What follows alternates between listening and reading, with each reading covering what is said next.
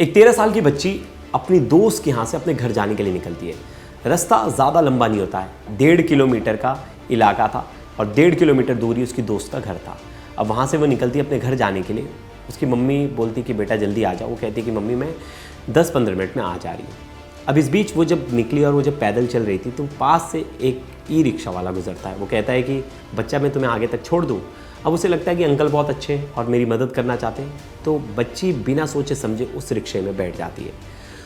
वो रास्ता सीधा जाने का होता है लेकिन वो यू टर्न मारता है। वो कहती है कि अंकल यू टर्न क्यों मार रहे? तो कहा कि मेरा एक सामान है बेटा, बस मुझे वो सामान लेना है, फिर मैं आपको वापस से छोड़ दूंगा। यू टर्न लेता है और आगे से एक लेफ्ट गली मारकर वो आगे निकल जाता है।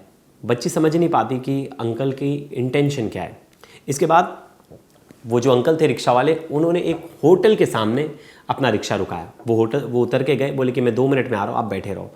वो होटल में गए और होटल में बात किए और बच्ची को बोला 1 मिनट इधर आना, एक सामान हाथ लगा देना। उसे लगा कि अंकल की मदद करनी, वो भी उतर गई और चली गई होटल के अंदर। यहाँ 2 लोग, होटल का ओनर और होटल के 2 मैनेजर पहले से मौजूद थे, उस लड़की को पकड़ लिए।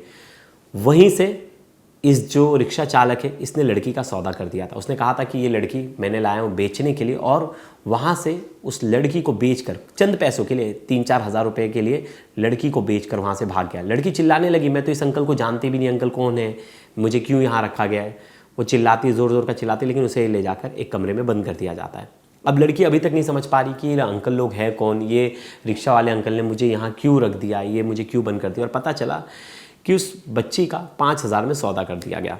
जब बाद में जब वो होटल का ओनर उसे बताता है कि ये तो तुम्हारे पहचान वाले, वो कह रही कि नहीं मेरे पहचान वाले नहीं। बोलते अब तो मेरा पैसा लेकर चला गया, हम क्या करें, अब तुम्हें हमारे लिए काम करना पड़ेगा। ज़ोर ज़ोर से चिल्ला रही थी, अंकल प्लीज़ जाने दो, अंकल प्लीज़ मुझे माफ़ कर दो, हाँ मैं नहीं जानती ये कौन है। और वो ज़ोर ज़ोर का रो रही थी। लेकिन किसी में भी, मतलब वो जो होटल का ओनर था और जो मैनेजर था, किसी में भी दया नहीं आई कि एक 13 साल की बच्ची है, उसको हमने किडनैप कर लिया, उसके घर वालों के बारे में उसे पता नहीं, उसे ये नहीं पता कि ये लोग कौन है, और उसे ये नहीं पता कि उसके साथ आगे होने क्या वाला है। अब किसी को भी उस पर तरस नहीं आया और उन्होंने उस बच्ची का सौदा करना शुरू कर दिया। वो होटल में गैर कानूनी काम चल रहे थे और उस होटल में जिस्म फरोशी के और जो अवैध धंधे चल रहे थे, जिसमें पहले से कुछ महिलाएं थी, लेकिन वो उनमें से कोई भी जो थी वो बालिग नहीं थी। मतलब उनमें से सब बालिग थी, एकलौती ये जो पहली बच्ची आई थी नाबालिग थी, और इस बच्ची को पता नहीं था कि इस होटल में क्या कुछ होता है। अब यहाँ ज़बरदस्ती इस बच्ची को वहीं एक होटल में क्लाइंट आता है और ज़बरदस्ती उस बच्ची को उसके सामने रख दिया जाता है। बोलता है कि ये लड़की है और इसके हम 2 से 3 हज़ार रुपये लेंगे। और वो लड़की चिल्लाती रही, मना करती रही, फिर भी उसकी सुने नहीं, और उसके साथ ज़बरदस्ती 1 नहीं 2 नहीं, एक दिन में 6 लोगों ने रेप किया। और ये सब कुछ हो रहा है धड़ल्ले से, किसी को भी पुलिस का डर नहीं है, क्योंकि एक साथ 2 से 4 होटल्स चल रहे थे। और हमारे संवाददाता ने बहुत पहले ही ये बात बताई थी कि राजस्थान के श्रीगंगानगर में अवैध होटल्स चल रहे हैं और उसमें अवैध काम भी चल रहा है, लेकिन पुलिस के कान के नीचे जूं नहीं रेंग रहा था। पुलिस को सब कुछ पता होते हुए, क्योंकि पुलिस की मिली भगत के बिना आप ऐसे धंधे चला ही नहीं सकते, ऐसा काम कर ही नहीं सकते। अब ये सब चीज़ें चल रहा था, 1 दिन हो गया, 2 दिन हो गया, 3 दिन हो गया। अब जो बच्ची गायब हुई है, उसकी मम्मी 18 जून से वो बच्ची गायब हुई है, और ये पूरी वारदात जहाँ हो रही है वो है राजस्थान का श्रीगंगानगर। 450 किलोमीटर दूर है जयपुर से। जाने के लिए 11 से 12 घंटे लगते हैं। अब जो माँ है वो पुलिस स्टेशन के चक्कर लगाती है, बोलती है कि मेरी बेटी गायब है। अब पुलिस जो है उसे ढूंढने का कार्य शुरू करती है।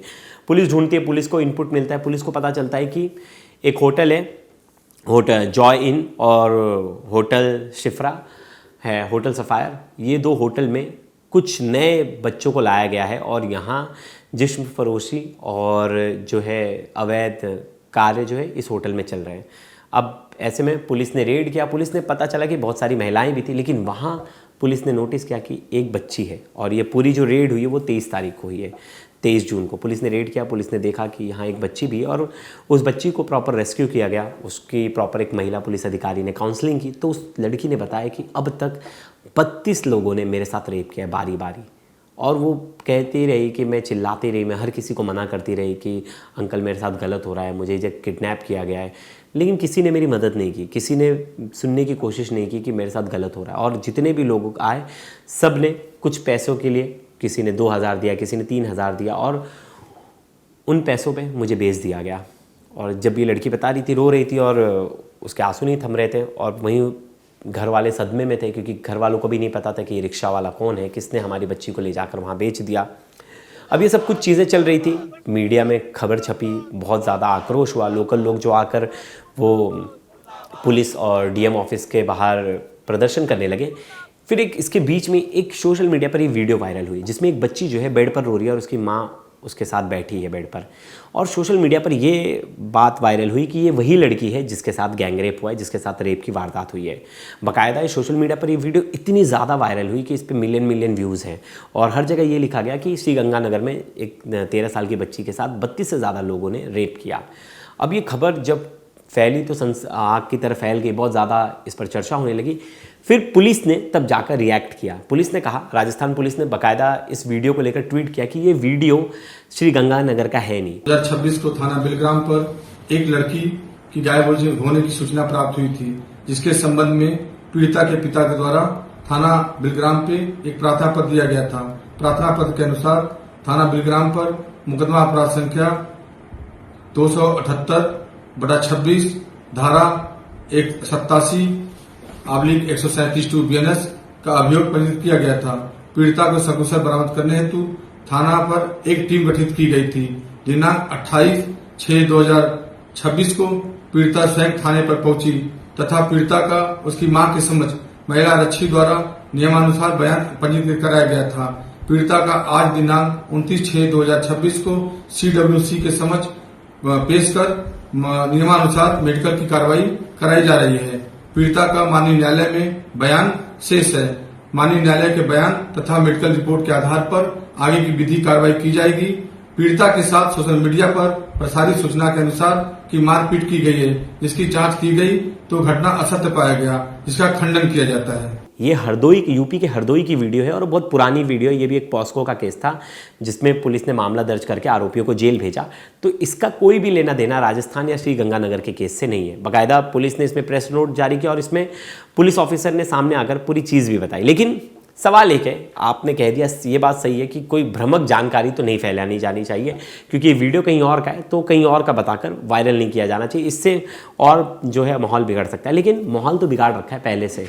आपको जब हमारे संवाददाता ने पहले जब रिपोर्ट की थी और संवाददाता ने जब बताया था कि इस एरिया में कैसे गोरख धंधा चल रहा है, कैसे इस एरिया में कई होटल्स में जो इस तरह के कार्य हो रहे हैं, लेकिन फिर भी पुलिस ने, प्रशासन ने कोई स्ट्रिक्ट कार्रवाई नहीं की। अगर क्राइम करना ही सिर्फ बहुत बड़ा क्राइम नहीं, क्राइम को देखना भी क्राइम है। अगर पुलिस ऑफिसर्स के नाक के नीचे सब कुछ हो रहा है तो कितना बड़ा क्राइम है। एक बार हमारे संवाददाता की रिपोर्ट देखिए, श्रीगंगानगर से उन्होंने पूरी रिपोर्ट बनाई थी कि, और उन्होंने बताया था कि कैसे, महीने पहले ही बताया था कि अवैध कार्य चल रहे इन सब होटल्स में, और फिर भी पुलिस ने सुनी नहीं, ना प्रशासन ने सुनी। और इसके बाद अब वारदात हो गई तो पुलिस जो है और जो प्रशासन है बुलडोजर लेकर होटल पे पहुंचे। एक बार ये रिपोर्ट देखिए। इस वक्त हम मौजूद हैं गंगानगर के सुखाड़िया सर्कल से मीरा चौक पर, जहां पे होटल एंजॉय आईएन को रात तोड़ा गया है। मेरे कैमरामैन सहयोगी नरेंद्र आपको उस होटल की तस्वीरें दिखाएंगे, जो होटल रात लगभग 3 बजे जमी दोज कर दिया गया है। सबसे पहले वो बच्ची जो मासूम थी वो इसी होटल के अंदर पहुंची थी, जिसके बाद लगातार एक दिन के अंदर 5 से 6 लोगों ने रोज उसके साथ हवानियत का कार्य किया, और लगभग 5 दिन तक वो बच्ची 30 से ज्यादा लोगों का यहाँ पे शिकार हुई। और लगातार आज तक भी गंगानगर के अंदर बने हुए अवैध होटलों को लेकर लगातार आवाज उठाता रहा था, लेकिन समय पे कार्रवाई नहीं हुई। लेकिन इस मासूम 13 वर्षीय बच्ची की घटना के बाद अब गंगानगर जिले के लगभग 300 से ज्यादा जो होटल हैं वो पुलिस के निशाने पे आ चुके हैं। और इस घटना के बाद गंगानगर जिले की तमाम जनता थी वो एक बार आक्रोश पैदा कर चुकी थी कि जिन लोगों ने बच्ची के साथ हवानियत की है उन लोगों को कड़ी से कड़ी सजा दी जाए। जिसके बाद श्री गंगानगर जिले के SP हरिशंकर यादव ने लगातार तीव्र कार्रवाई करते हुए सबसे पहले तो बच्ची को उन दरिंदों के हाथ से छुड़वाया, और उसके बाद गंगानगर के जो तमाम होटल थे वहां पे लोगों को, जो होटल थे वहां पे प्रशासन ने बुलडोजर से कार्रवाई करते हुए उन होटलों को तोड़ दिया है। और हम तस्वीरों के अंदर आपको दिखा रहे हैं कि देर रात लगभग 3 बजे के आसपास गंगानगर के उन होटलों के ऊपर बुलडोजर की लगातार कार्रवाई हुई है, और इन होटलों के ऊपर ही सबसे पहले ये एंजॉय आईलैंड होटल है जहाँ पे सबसे पहले बच्ची को यहाँ पे लाया गया और इसी होटल पे बच्ची के साथ जो दुष्कर्म की कार्रवाई है सबसे पहले यहाँ पे शुरू हुई थी और बच्ची को यहाँ पे एक रिक्शा चालक बेच कर गया था, जिसके बाद एक दिन के अंदर लगभग 5 से 6 लोगों ने लगातार बच्ची के साथ दुष्कर्म किया। पुलिस ने अब इस पूरे मामले में 14 से ज़्यादा लोगों को गिरफ्तार कर लिया और लोगों से पूछताछ जारी है।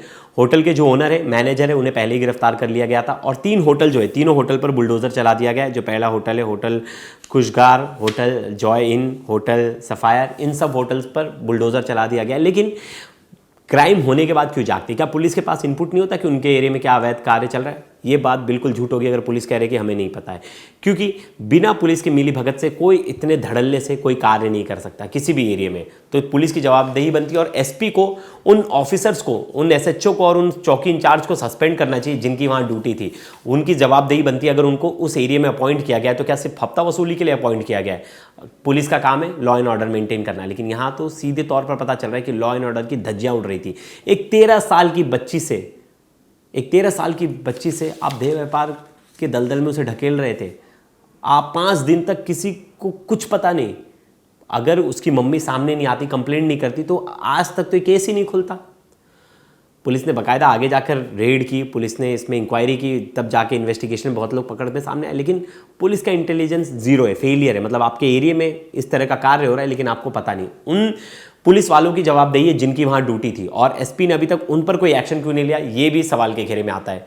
क्योंकि क्या पुलिस की मिलीभगत थी जो पुलिस के ऊपर कोई एक्शन नहीं हो रहा है? और हम सवाल पूछेंगे और एसपी से भी सवाल पूछेंगे कि आपने अभी तक कितने अफसर पर जो उस इलाके में जिनकी पोस्टिंग थी उन पर क्या आपने कार्रवाई की। और हमारे संवाददाता ने जब पहले इस पर रिपोर्ट की थी, जब बताया था उसने कि इस तरह के अवैध काम जो है होटल्स में हो रहे, आपने क्यों नहीं उस पर तुरंत कार्रवाई की?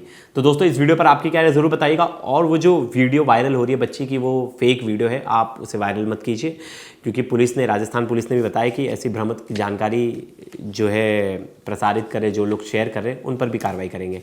तो दोस्तों आज की वीडियो में बस इतना ही। अगर आपका कोई सजेशन होगा, कोई आपकी राय होगी तो ज़रूर कमेंट बॉक्स में लिखिएगा। अगली वीडियो में ट्राई करूँगा कि उनमें से ही कुछ उठाऊँ। तब तक के लिए धन्यवाद।